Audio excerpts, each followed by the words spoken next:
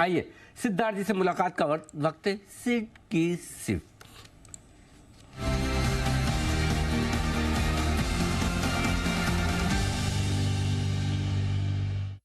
हर बुधवार को सिद्धार्थ जी ना आए शो करने तो पता ही नहीं चले कि दीप का मिडवीक सेशन कब आया था। दीप बीच में छुट्टी आ जाने से मिडवीक सेशन गायब हो जाता है। सेशन गायब हो जाता है। चलिए वो फीलिंग अलग हो जाती है ना। एकदम चमकती हुई टाई के साथ सिद्धार्थ जी ये कहाँ से, मतलब ये फ्लोरोसेंट कलर वाली कहीं स्पेशल कोई बढ़िया आपने ढूंढ रखा है शॉप शोरूम की, यहीं पर मिलती है या कोई आपको ऐसे अच्छी गिफ्ट करता है? कहाँ से आती है ये वाली टाइज? मॉर्निंग दीपांशु। अनिल जी, ऐसा है कि कोई गिफ्ट तो करता नहीं है अनिल जी। ये क्या है कि ऑनलाइन में ढूंढते रहते हैं, कोई अच्छी सी चीज दिख गई तो ऑर्डर कर दिया, पर कोई गिफ्ट दे दे तो बहुत अच्छी बात है। हाँ, वो तो खैर हम भी जानते हैं, इशारा तो हमारा भी वही था। बाकी चलिए बढ़िया है, ऑनलाइन ढूंढते रहें, जो भी अच्छा मिले। बढ़िया सर, बताएं आज की इस हफ्ते की थीम। अनिल जी, टाई की तरह ही चमकदार थीम है आज की, और ये जो थीम है वो है राइजिंग सन। राइजिंग सन इसीलिए क्योंकि उगता सूरज जिसे हम कहते हैं वो है आज का थीम। ऐसे सेक्टर वो जो उगता सूरज की तरह दिखते हैं और जो आने वाले समय में स्ट्रॉन्ग ग्रोथ दे सकते हैं, उसके बारे में आज थीम है rising sun. New age sectors है, इमेंस ग्रोथ है इन सेक्टर्स में, इन स्टॉक्स में। स्ट्रॉन्ग टेलविंड है, हवा का झोंका एकदम पीछे है जो जोरों से भाग रहा है। हाई अर्निंग ग्रोथ वाली कंपनी है। भारत इंडिया $7 ट्रिलियन की इकोनॉमी बन सकती है आने वाले समय में। और साथ ही साथ सनराइज सेक्टर जो होते हैं वो आने वाले समय में मेन सेक्टर का खिताब हासिल कर सकते हैं आने वाले 3 से 5 सालों में। स्ट्रॉन्ग फंडामेंटल्स है, रेशियोज दमदार है। ये सेक्टर जो है राइजिंग सन, उगता सूरज को चुनना बहुत जरूरी है। बहुत जन कहते हैं कि अभी बताओ कौन सा स्टॉक अब लेने जैसा है, तो ये है वो थीम राइजिंग सन। ये राइजिंग सन, ये आपके लिए वो दमदार थीम जिस पर राय है आज पोर्टफोलियो बनाने की सिद्धार्थ जी की तरफ से। बताएं सर, इस राइजिंग सन वाली थीम में कौन कौन से स्टॉक्स आपने चुने हैं, किस प्रोपोर्शन में खरीदना है और कितने रिटर्न्स के लिए? बिल्कुल अनिल जी, अनुपात तो इक्वल रहेगा 25% ईच। मैं सेक्टर पहले बताऊंगा कौन सा सेक्टर है जो मुझे लगता है राइजिंग सन है, फिर उसका लीडिंग स्टॉक बताऊंगा। सबसे पहला सेक्टर होगा ईएमएस का, इलेक्ट्रॉनिक मैन्युफैक्चरिंग सर्विसेज का। केन्स टेक्नोलॉजी पे खरीदारी की राय है। 2400 रुपए का 2400 का टारगेट। लीडिंग इलेक्ट्रॉनिक मैन्युफैक्चरर है, पीसीबी असेंबलीज बनाती है, प्रिंटेड सर्किट बोर्ड, और साथ ही साथ smart metering, smart street lighting, ये सारे ही सेगमेंट्स में है। 26 कंट्रीज को एक्सपोर्ट करती है, 350 कस्टमर्स है। FY24 का रेवेन्यू ग्रोथ 1700 करोड़ का उम्मीद लगा सकते हैं। ऑर्डर बुक बहुत दमदार है। मुनाफा 60% सीएजीआर से ग्रो हो सकता है आने वाले समय में। कैपेसिटी एक्सपेंशन भी है।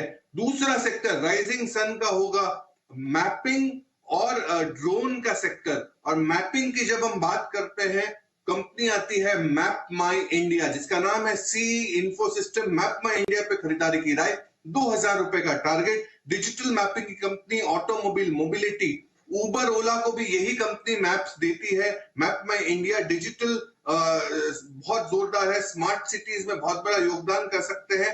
स्ट्रॉन्ग ऑर्डर बुक है, ऑर्डर्स है इनके पास 920 करोड़ के। 40% आय में सीएजीआर ग्रोथ की उम्मीद लगा सकते हैं। बीएफएसआई सेक्टर और फाइनेंशियल टेक्नोलॉजी जिसे हम फिनटेक कहते हैं, इसमें बहुत अच्छा योगदान है मैप माई इंडिया का। डिफेंस में भी ना भूले, ये बहुत बड़ा योगदान कर सकती है। तीसरी कंपनी होगी आर्टिफिशियल इंटेलिजेंस की, जिसका लोग बात करते हैं एआई की, तो उसकी कंपनी में लेके आया हूं, वो है केपीआईटी टेक्नोलॉजी। टारगेट 1220 का, छोटा टारगेट है बट इसमें मैं रिविजन ला सकता हूं आने वाले समय में। ग्लोबल ऑटोमोटिव कंपनी को केटर करती है। टेक्नोलॉजी वाइज मुनाफा 50% से ग्रोथ देखे हैं। टोटल कॉन्ट्रैक्ट वैल्यू करीबन $190 मिलियन के करीब, 23% से इजाफा। रिफ्लेक्टिंग स्ट्रॉन्ग गाइडेंस, 27 से 30% कांस्टेंट करेंसी ग्रोथ आप उम्मीद लगा सकते हैं। स्ट्रॉन्ग डील विंस है, सरपास कर सकती है अपनी खुद की गाइडेंस को केपीआईटी टेक्नोलॉजी। चौथी कंपनी और सेक्टर होगा वो होगा माइक्रो फाइनेंस का। माइक्रो फाइनेंस बहुत छोटा सा सेक्टर है जो बहुत बड़ा बन सकता है, और उसमें से कंपनी चुन के लाया हूं फ्यूजन माइक्रो फाइनेंस। टारगेट रखना है 684 का। स्ट्रॉन्ग माइक्रो फाइनेंस एमएसएमई की सेक्टर है।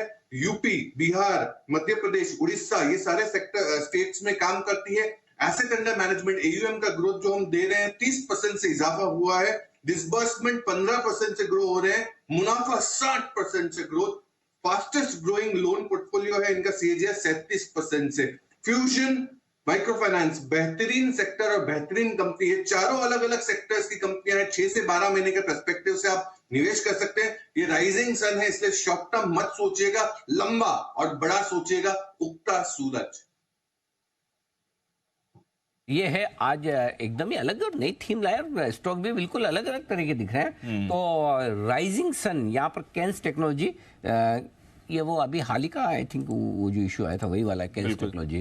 कैंस टेक्नोलॉजी, सी इन्फो जिसे मैप माई इंडिया के नाम से आप जानते हैं, केपीआईटी टेक और फ्यूजन माइक्रो फाइनेंस, ये वो 4 स्टॉक जहाँ पर खरीदारी करने की राय सिद्धार्थ जी की तरफ से। बहुत ही इंटरेस्टिंग थीम लेकर आए हैं और आज सारे बड़े बड़े स्टॉक हैं जो आपके लिए इस वक्त इस थीम में फिट होते हुए दिख रहे हैं।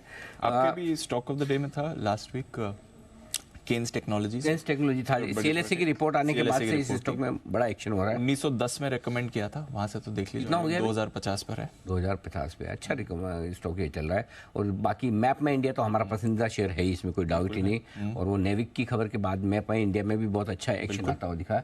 वो एक और स्टॉक है जहाँ पर आपको फोकस करना चाहिए। डन। आइए इसकी कमाई की करते हैं शुरुआत और फिर कुछ और बेहतरीन कॉल्स भी लेनी है, करते हैं शुरुआत।